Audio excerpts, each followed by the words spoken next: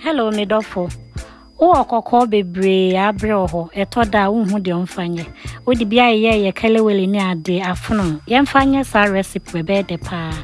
Me sha say we me toasted chicken achese matoto ho kama. Na he me blended garlic, ginger, any onion na jese ho kro no ba mako wom bi. Na achese chicken seasoning me se me di season ho kama na enchine nyina wom. Me yimani ma no kra we koko a abu mesu ya achese me pedia ye different recipe me dwa no fefefe. Afi me betwitwam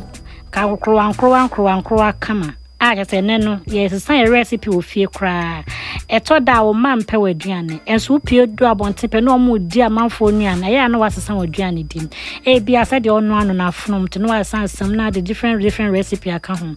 me yi mani ma no kakra akoko e ho che kama me hwie kokko no gum ha me bua so kama ama ho na hura fa so kakra bi afa me be hwehwe me vegetables me ha jene cabbage ena say parsley ena just say any spinach ne ho krono banyina wombi we ye carrot me the butter tum for taste be mana ye rampa afa wo ye ne say wi a no wabua so no wa yiwani ama no kra ma ne hura fa so asima kama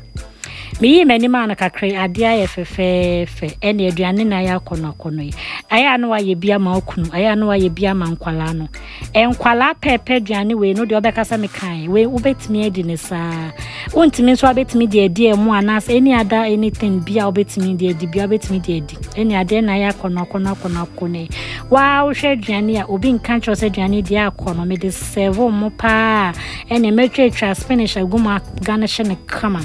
ade de nika said you share de na just say ade baby would that social media na just we need me ho ankasa aya no wa subscribe no abedi me said anytime bia me de video beto no be di kan ho ne first any ade na etwa gwe aya no wa ye bi edi me das bebre so share me bye bye.